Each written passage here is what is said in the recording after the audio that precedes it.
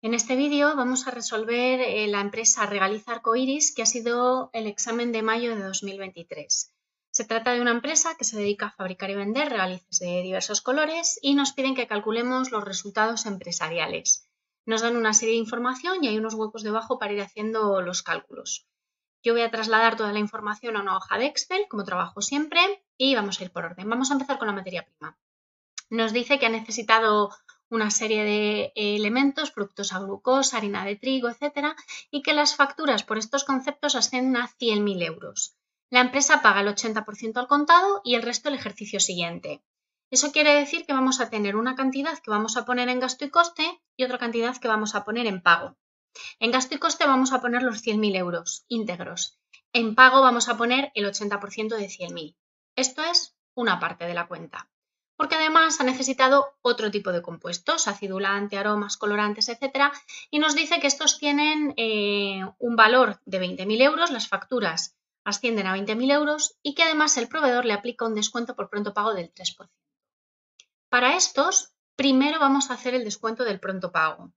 Y una vez que lo hayamos hecho, vamos a llevar la cantidad a la tabla, porque cuando tenemos un descuento por pronto pago, afecta al pago, al gasto y al coste. Entonces, en el apartado anterior, el 80% al contado solamente afecta al pago, pero el descuento por pronto pago afecta al pago, al gasto y al coste. De esta manera, la cantidad que tendríamos que poner aquí en las materias primas sería esta: los 100.000 euros íntegros más 20.000 menos el 3% de 20.000. Y eso sería lo que pondríamos como coste y como gasto. Y ahora, como pago, pondríamos el 80% de 100.000 más 20.000 menos el 3% de 20.000. Y este sería el importe total de las materias primas. El siguiente apartado nos habla de los costes de personal y nos dice que trabajan 20 personas que cobran 1.500 euros al mes con las pagas extra prorrateadas. Bueno, pues eso quiere decir que tenemos 20 personas que cobran 1.500 por 12. Cuando nos dice pagas extras prorrateadas son 12 pagas. Además hay 4 directivos que cobran 2.000 euros sin las pagas prorrateadas, más 4 por 2.000 por 14. Cuando las pagas no están prorrateadas son 14 pagas. A ver si se ve bien aquí, así. Vale. Esta es la cantidad que vamos a llevar como coste, como gasto y como pago. Vamos ahora por las amortizaciones. Nos dice que la fábrica y las maquinarias tienen un valor de 425.000 euros y que se encuentran sobre unos terrenos de 25.000 que ya están incluidos. Y además hay un valor residual de 10.000 euros. Esta es la información para calcular mi base amortizable. Hacienda permite llevar a cabo una amortización del 10%, aunque internamente se aplica un 15%. Bueno, pues vamos a calcular la base amortizable, que serían los 425.000 menos los terrenos menos el valor residual, y sobre esto vamos a hacer las amortizaciones, tanto la amortización del 10% como la del 15%. La amortización del 15% sería la amortización total, la que quiere hacer la empresa. La del 10% es la amortización legal, la que quiere Hacienda o la que permite Hacienda. Estos porcentajes se aplican sobre la base amortizable, 390.000 por el 15%, 390.000 por el 10%. Y la diferencia entre ambas es la amortización superior a la legal. Llevamos esta información a la tabla. La amortización legal es gasto y coste, única y exclusivamente. No se pone en pago porque ese es un error fatal. La amortización superior a la legal es un coste calculatorio. Los costes calculatorios son únicamente costes. Apuntamos. Continuamos con la información del enunciado. Nos dice que el dueño de la empresa ha aportado 200.000 euros. Ha recibido una subvención de capital de 50.000 y el resto viene de un préstamo. ¿Cuál es el resto? ¿De dónde viene este resto? Bueno, si nosotros hemos comprado cosas que valen 425.000, que nos dice aquí que este es el activo total de la empresa, el dueño ha puesto 200 y hay una subvención de 50, lo que falta es el préstamo, 425.000 menos 200.000 menos 50.000. Ese va a ser el importe del préstamo. Y ahora este préstamo se va a dividir en dos partes iguales, en 2 años, a un tipo de interés del 8% y nos dice que hay unas remuneraciones de socios del 3%. Bueno, pues voy a poner información en mi tabla. Por un lado, la subvención, que está claro que es de 50.000. Como es de capital, es únicamente un cobro. Por otro lado, el préstamo, que hemos quedado que era 425.000 menos 50.000 de la subvención menos 200.000 que ha puesto el socio. Como se va a devolver en 2 años, pues la mitad un año, la mitad al siguiente. Y los intereses que serían del 8%. El 8% de 175.000. Y esto sería pago, gasto y coste. Nos quedaría únicamente esta información de las remuneraciones a los socios, que sería, en este caso, la remuneración al dueño, el 3% de 200.000. Y este es un coste calculatorio, únicamente coste. Y con esto ya llegamos a la información sobre las ventas, lo que ha quedado en el almacén, el precio de venta, etc. En este ejercicio, en lugar de darnos la producción, el número de unidades producidas, teníamos que calcularlo, pero era sencillo. Han vendido 8 millones de regalices y se han quedado 2 millones en el almacén. ¿Cuánto se ha fabricado? Pues 10 millones, la suma de las dos cantidades. ¿De acuerdo? La suma de las dos cantidades, 10 millones, la producción total en unidades. Calcularíamos ahora el coste de producción. Para calcular el coste de producción, sumamos el total de la columna de costes y lo dividimos entre las unidades producidas. Y eso me da el coste de producción. Durante el examen hay gente que me dijo que le salía muy pequeño. Es que son regalices. Los regalices tendrían que ser algo relativamente barato, tendría que salir un coste reducido. ¿De acuerdo? Siempre tienes que pensar en qué produce esta empresa y si el resultado que te está saliendo tiene algún sentido con esa producción que está llevando a cabo, ¿vale? Después nos dicen que el precio de venta se calcula con un margen del 55%. ¿Eso qué quiere decir? Que el precio de venta es el 0,07, el coste de producción, más el 55% de ese coste de producción o de ese precio de coste, ¿de acuerdo? Y ahora tendríamos ya el precio de venta. Podemos calcular los ingresos por ventas. Hemos visto antes que el número de unidades vendidas era 8 millones, pues los ingresos por ventas son 8 millones por 0,1, que es el precio de venta. ¿Por qué no sale exacto o por qué sale un número decimal? Bueno, pues porque, perdón, no decimal, sino que no sale un número exacto, porque el precio de venta en realidad salía con más decimales, está redondeado, ¿de acuerdo? Y al estar redondeado, la cifra que sale no es exactamente la que tendría que salir si tú multiplicaras directamente o hicieras la operación de manera mental o la aplicaras ahora en una calculadora. Continuamos. Nos dice que se ha cobrado el 90% de las ventas. Bueno, pues los cobros del 90%, el 90% de los ingresos por ventas, esa sería la cantidad. Trasladamos ahora estas cifras, me falta calcular la producción total. La producción serían los ingresos por ventas más lo que se ha quedado en el almacén. Los ingresos por ventas son los que acabamos de calcular. En el almacén se han quedado 2 millones, que lo dice el enunciado, a precio de coste. Por lo tanto, 2 millones a 0,07. Y ahora ya sí, trasladamos toda esta información a la tabla. Vamos a colocar la producción en producto-producción, las ventas en ingresos por ventas y los cobros por ventas en cobros por ventas. Y una vez que hemos ubicado las cifras, cada una en su columna y su fila correspondiente, podemos sumar todos los totales y podemos calcular el resultado económico, que aunque al inicio del enunciado decía todos los resultados, aquí al final únicamente pide el económico. Pues calculamos el resultado económico. Y con esto estaría terminada la primera parte, que sería la tabla.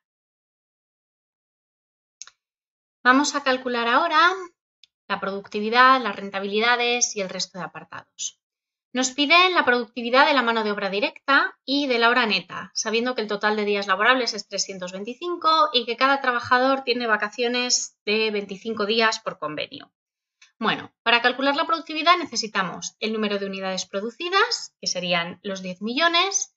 Necesitamos saber el número de trabajadores, que lo hemos visto aquí antes cuando hablábamos del apartado de salarios. Serían 20 personas, ¿de acuerdo? Nunca se tiene en cuenta a los directivos para calcular las productividades, así es que no serían 24, serían 20 personas. Y tendríamos que calcular las horas netas. Son 20 personas que trabajan 8 horas al día durante 325 menos 20. Me preguntó también mucha gente durante el examen si considerábamos que tenían una hora de descanso.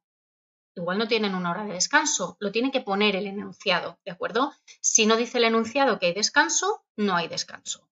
Entonces, en principio, las horas netas serían 20 por 8 por 320.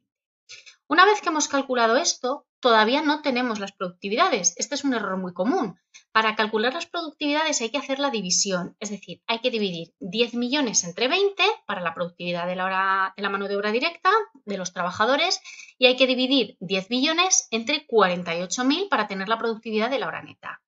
Ahora sí tenemos las productividades. Calcular únicamente o poner únicamente los trabajadores y las horas netas no da puntos a la hora de resolver el ejercicio. Hay que hacer la productividad. Vale. Nos piden también que calculemos la ROA, la ROE y en este caso voy a calcular también la rentabilidad del accionista porque se pedía para los alumnos de evaluación final. Había algunos cambios más en el enunciado, pero bueno, esta era una de las diferencias de los cálculos adicionales que si no, no se puede sacar. Entonces, para la ROE necesitamos el resultado económico, que lo tenemos en la tabla. Los impuestos, nos dice el enunciado que el tipo impositivo es del 25%, pues el 25% de este resultado económico, que veo además que me he equivocado porque he puesto el 30%, ahora lo arreglo.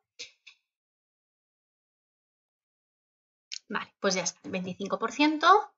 Y necesitaríamos ahora el patrimonio neto, que es un dato que viene en el enunciado, aquí donde dice total patrimonio neto 250.000 y el patrimonio neto ajustado, que es el patrimonio neto menos las subvenciones. Hemos visto antes en la tabla que las subvenciones eran de 50.000, las subvenciones de capital, ¿vale? Para hacer el patrimonio neto ajustado. Bueno, pues hacemos el patrimonio neto menos las subvenciones de capital.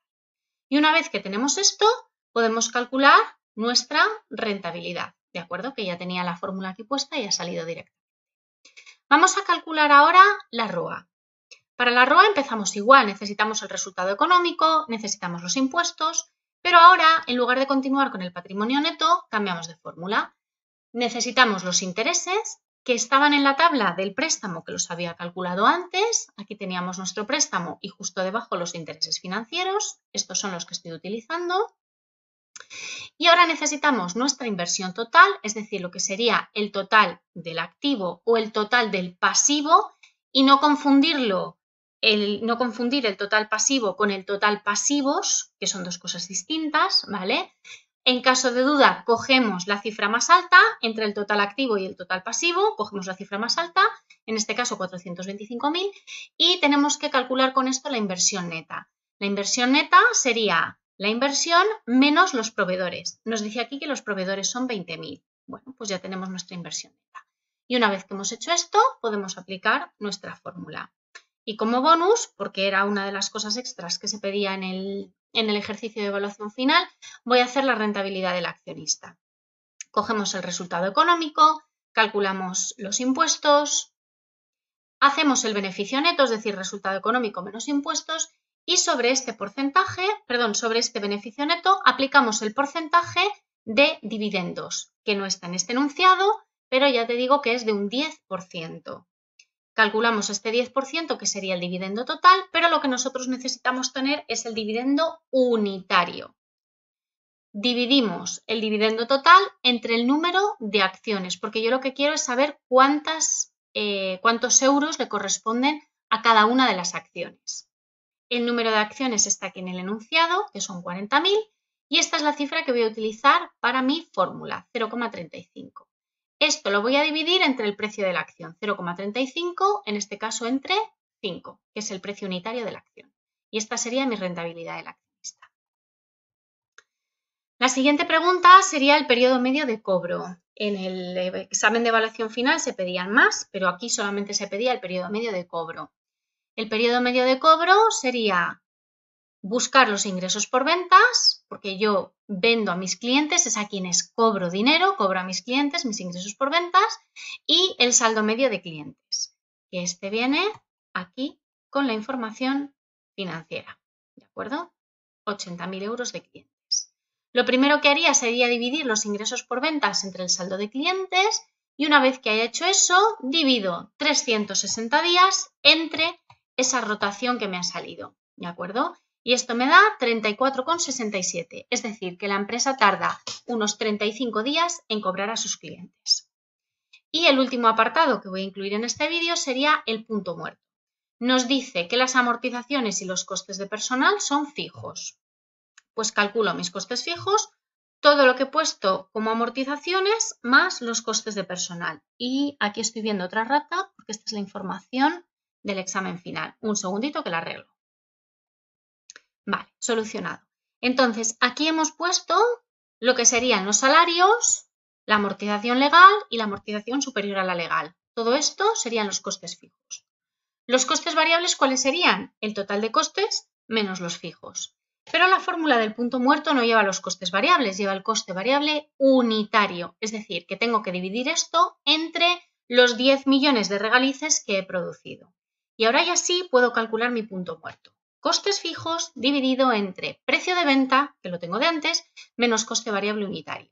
Y eso quiere decir que esta empresa, para que su beneficio sea cero, tiene que vender 5.901.363 regalices. Y con esto terminaríamos la primera parte del ejercicio. La segunda parte sería el cálculo de cash flows, pero esto lo vamos a ver en otro vídeo.